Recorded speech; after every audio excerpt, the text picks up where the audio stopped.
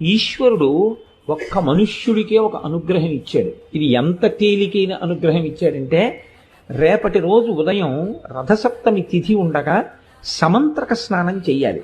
మంత్రం లేని స్నానం మీరు చేశారనుకోండి, అది కాకి స్నానం అని పిలుస్తారు.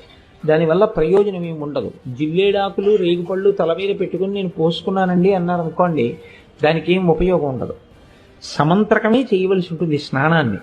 దాన్ని మంత్రస్వరూపాన్ని ఏం చేస్తారంటే, అందరికీ అందుబాటులోకి తీసుకురావడం కోసం మంత్రం అంటే అంగన్యాస కరన్యాసాలు ఉండాలి, ఒక ఉపదేశం ఉండాలి. ఇవన్నీ మళ్ళీ అందరికీ ఎలా అందుబాటులోకి వస్తాయి? మళ్ళీ అందరూ దీని ఫలితాన్ని ఎలా పొందుతారు? ఇప్పుడు ఆ మంత్రాన్ని శ్లోక రూపం చేస్తారు, అంటే ఇంకా అనుగ్రహిస్తారు.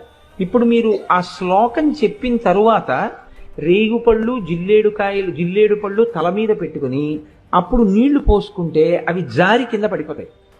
అలా పడిపోయాయి అనుకోండి, 7 జన్మల క్రితం చేసినటువంటి పాపాలని ఆ స్నానంతో తీసేస్తారు. అది ఎప్పుడు ఉంటుంది అంటే, ఒక్క రథసప్తమి నాడు మాత్రమే ఇస్తారు ఆ అనుగ్రహాన్ని. అది ఎలా ఎందుకు ఇస్తారు అంటే, ఈశ్వరుడి యొక్క అనుగ్రహం అంతే. అవి